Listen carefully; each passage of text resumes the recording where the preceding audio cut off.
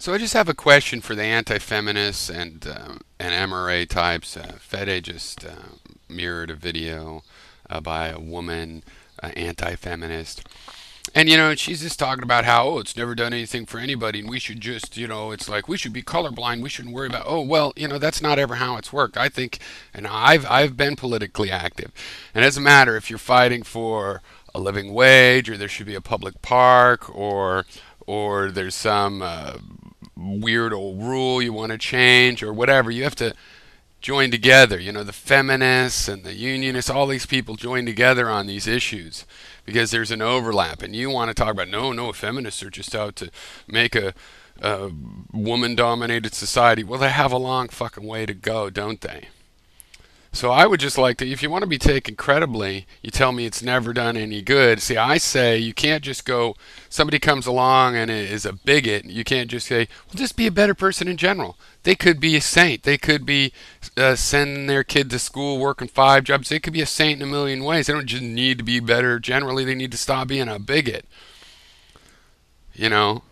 And yeah, it's a challenge. You people don't want to be trapped. No, it's a working system. You should be able to defend your position.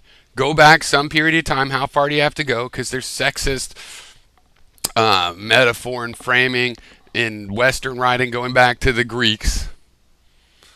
So how far, when did the women just have their whole thing? And if it took thousands of years of mental attitudes to be in the law, it's just when you clean the laws up, are you sure the mental attitudes are done? You just don't want to deal with that because that would give sympathy to feminism. Well, no shit. And they still have to, now, for example, I think a valid criticism of some feminism in the West would be that, look, they need to focus internationally. But guess what? There are international activists. And there's serious problems with the laws. And you go, oh, and there's a law against women. So, like Fede's like, well, yeah, people were all oppressed and men too. No, I'm talking about were women just oppressed? Were there rules specifically about women? And what were the ideas behind those rules? Because you're full of shit. You don't just say, oh, just be better in general. No, you say, look, here's the problem. Those rules. You attack them one at a time, and then it releases everybody. It's like racism. Racism might be worse to be the target of it, the ethnicity that's being bigoted, but it does affect everybody. There's people that didn't want to be racist, had to be racist to conform, had a crush on a little black girl, couldn't do it because they're in race. Oh, what would people think?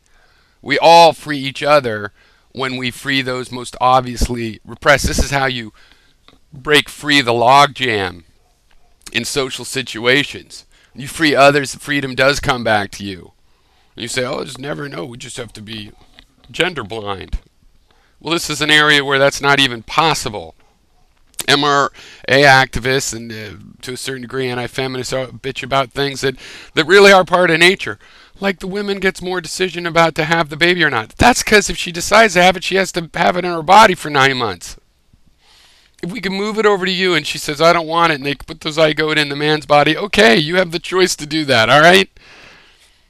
It's just bitching and moaning, and we have a long way to come before men have it as bad as women had it just 50 years ago. All right? If you can't talk about that, how are you supposed to be taken credibly? Oh, we don't care. I'm just talking about this other. Okay, well, it's not convincing because you're pretending history doesn't count.